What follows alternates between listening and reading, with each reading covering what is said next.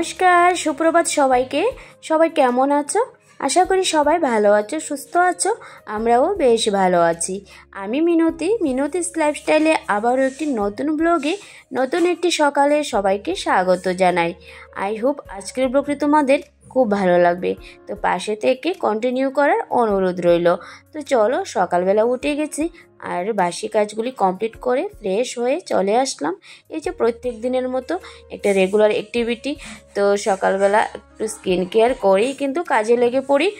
আর এটা হয়তো সবারই করা উচিত, কারণ এখন যা রুদ্রের বাইরে যা প্রখর, আর রুদ্রে বলো বা গড়ে বলো, আমরা কিন্তু মহিলারা গড়ের কাজে রান্নাবান্না সবসময় রান্নাঘরের কাছে থাকতে লাগে। তো তার জন্য কিন্তু আমাদের একটা স্কিন কেয়ারটা খুবই দরকার। তো সানস্ক্রিন বলো, একটা ময়শ্চারাইজার অবশ্যই সবাইকে তো ইউজ করা খুবই দরকার। তো চলো, সকালবেলা উঠে এই যে চলে আসলাম। তো টিফিনটা বানিয়ে তো চা বানিয়েছি আর বিস্কিট দিয়ে আজকে চাটা খেয়ে নিলাম। তো ছেলের জন্য আজকে বিস্কিটই খাওয়া হলো। তো ওইদিকে ছেলেও ঘুম থেকে উঠে গেছে, ওকে ফ্রেশ করিয়ে আবার ওকে তো টিভিটা চালিয়ে দিয়েছি। ও বসে বসে টিভি দেখছিল। এখন আর স্কুলে যাচ্ছি না, কারণ 20 ফেব্রুয়ারিতে যেহেতু ওর অ্যানুয়াল এক্সাম, তো এখন তো স্কুলে ক্লাসও হবে না, তার জন্য আর যাইনি। তো যাই হোক, তো এদিকে আমি চলে আসলাম, বেডরুমটাকে গুছিয়ে নিলাম।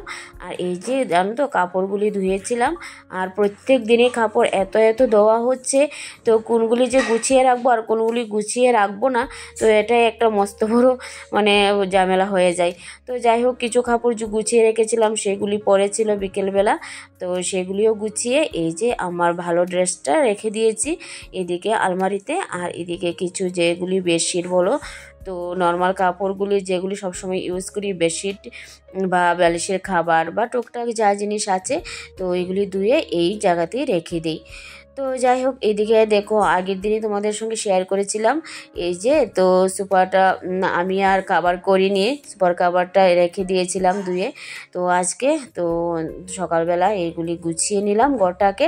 তারপর যেন এই যে গ্রোসারি আইটেম, তো সবজি টবজি সব কিছু আনা হয়েছিল। তো আগের দিন বিকেলবেলা সন্ধ্যার পরে বাজারে গিয়েছিলাম। তো একা হাতে যেহেতু সমস্ত কিছু করতে হয়, জানো একদম হাঁপিয়ে যায়। তো সন্ধ্যার পর এসে আর ভালো লাগছিল না, সেগুলি আর গোছানো হয়নি। ছেলেকে নিয়ে পড়তে বসেছিলাম, তো তাই আর এগুলি গোছানো হয়নি। ভাবলাম যে সকালবেলা তো এমনি তো তোমাদের সঙ্গে ভিডিওগুলি শেয়ার করি আর কি, জানোই সব কিছু যেহেতু তোমাদের সঙ্গে শেয়ার করি, সেগুলি আমি তুলেই রাখলাম। তো ভাবলাম যে সকালবেলা ভিডিও করব আর তোমাদের সঙ্গে সব কিছু শেয়ার করব। তো ক্যামেরার বাইরে অনেক কাজ করি, সেগুলি তো আর তোমাদের সঙ্গে শেয়ার করা হয় না।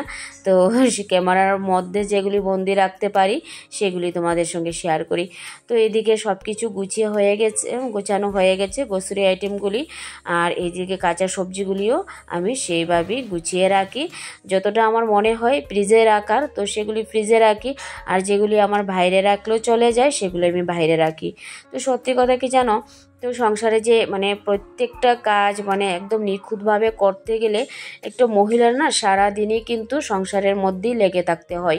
এই যে বাইরে একটু ঘোরাফেরা করব বা কারোর সঙ্গে একটু কথা বলবো, একটুও সময় কিন্তু হাতে থাকে না।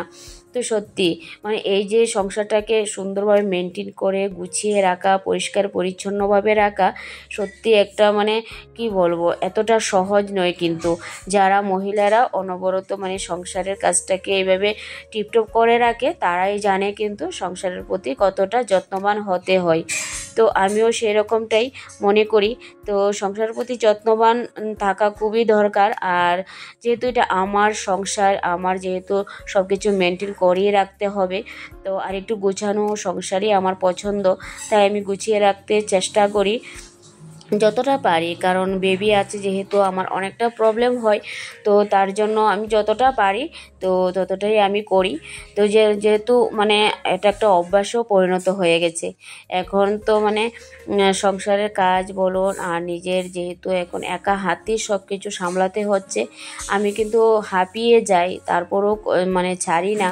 যেহেতু এটা আমার সংসার, আমাকেই সব কিছু মেনটেন করতে হয়।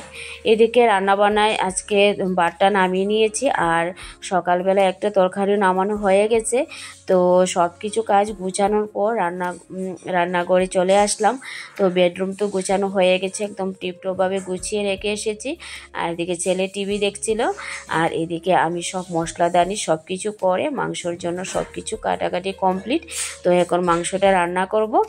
তো চিকেন এনেছিলাম, তো দেশি মোরগ একটা এনেছিলাম। তো এইদিকে সবজিগুলি কেটে মাংসটা এখন দুপুরবেলা রান্নাবান্না করব। আর বাকি কাজ তো আছেই। তো বাকি কাজগুলি সত্যি মানে আরও মানে কত কিছু যে করতে হয় রান্নাবান্নার সঙ্গে সঙ্গে। তো রান্নাঘর গুছানো, এই যে মানে এটা হয়তো মানে সবার অভ্যাসে পরিণত হয়ে যায়। যখন আমরা এক হাতে সব কিছু করি তো অভ্যাসেও পরিণত হয়ে যায়। আর দেখবে একটা স্টেপ বাই স্টেপ কাজ করারও একটা মনের মধ্যে চলে আসে যে কোন কাজটা আমার আগে করা দরকার, কোন কাজটা আমার পরে করা দরকার। তো এই সংসারের মানে সুবিধার্থে বা সবার সুবিধার্থে, আমার সুবিধার্থে আমি কাজগুলি কিন্তু স্টেপ বাই করি। তো যখন যেদিন মানে যেরকম পরিস্থিতি থাকে সেই রকমভাবে আমি করে নিই। এদিকে রান্নাবান্না করার পর এদিকে গাছেরও আমি একটু যত্ন নিই। তো গাছগুলি সত্যি আমার মাইন্ডে মনে হয় অনেকটা ফ্রেশ থাকে। যে এই যে বেলকনিতে ছোটো ছোটো গাছ, প্রত্যেক দিন সকালবেলা ঘুম থেকে উঠে আমার গাছগুলি দেখা, একটু জল দেওয়া, এটা তো একটা অভ্যাসে পরিণত হয়ে গেছে। সত্যি এই অভ্যাসগুলি খুবই ভালো আমি মনে করি। সংসারের কাজকর্ম করা বা সংসারটাকে সুন্দরভাবে গুছিয়ে রাখা, এটাই হয়তো মানে একটা সবার দরকার। কারণ বাইরে গিয়ে মানুষের সঙ্গে কথা বলা, কারোর সম্পর্কে সমালোচনা করা, এসব করা থেকে সংসারটাকে পরিপাটি করা মনে হয় আমার কাছে ভীষণ একটা গুরুত্বপূর্ণ জিনিস। তো এটা আমার ভালো লাগে, আর আমি এটাই করার চেষ্টা করি। যেহেতু আমি বাইরের কাজে ইনভলভ আছি, আর সব কিছুই কিন্তু তোমাদের সঙ্গে মেনটেন করছি, কিভাবে কাজ করছি। তো সব কিছু সময়ের মধ্যেই আমি শেষ করি। আজ সকালবেলা উঠেছিলাম প্রায় 7টার মতো বেজে গিয়েছিল, যেহেতু স্কুলে যাইনি তার জন্য দেরি করে উঠেও কিন্তু সব কাজ আমি সময়ের মধ্যে শেষ করেছি। তারপর স্নান করে কিছু কাপড় ধোয়া হয়ে গেছে, তো ছাদে দেওয়া হয়েছে, সেগুলি আর তোমাদের সঙ্গে শেয়ার করলাম না। তারপর এই যে স্নান করে ঠাকুরের আসনটাকেও সুন্দরভাবে গুছিয়ে তারপর আমি কিন্তু ঠাকুর পূজাটা দিয়েছি। আর তোমরা প্রত্যেক দিনই আমার ভিডিওগুলি, ডেইলি ব্লগগুলি দেখছো, তো অবশ্যই দেখতে পারছো। কেমন লাগে অবশ্যই কিন্তু আমার কাজগুলি তোমরা জানিও, একটা কমেন্ট করতে ভুলো না। যারা প্রত্যেক দিন আমার ভিডিওগুলি দেখছো তাদেরকে তো অসংখ্য ধন্যবাদ। যারা পাশে থেকে সাপোর্ট করছো তাদেরকে অসংখ্য ধন্যবাদ। এভাবে পাশে থেকো। আর যারা আমার নতুন বন্ধুরা আমার ব্লগটা দেখছো, যদি ভালো লাগে সাবস্ক্রাইব করে পাশে থেকো। আর ভিডিওগুলি তোমরা শেয়ারও করতে পারো, কমেন্ট করতে পারো। তো চলো, আজকে আমি স্নান করে পুজো দেওয়া হয়ে গেছে। তারপর তো অন্য কাজ আছে, ছেলেকেও সময় দিতে হবে। তো সব কাজ সময়ের মধ্যে আমি শেষ করেছি। আর তো সবাই ভালো থেকো, সুস্থ থাকো। আজকে এই পর্যন্তই রইলো, টাটা।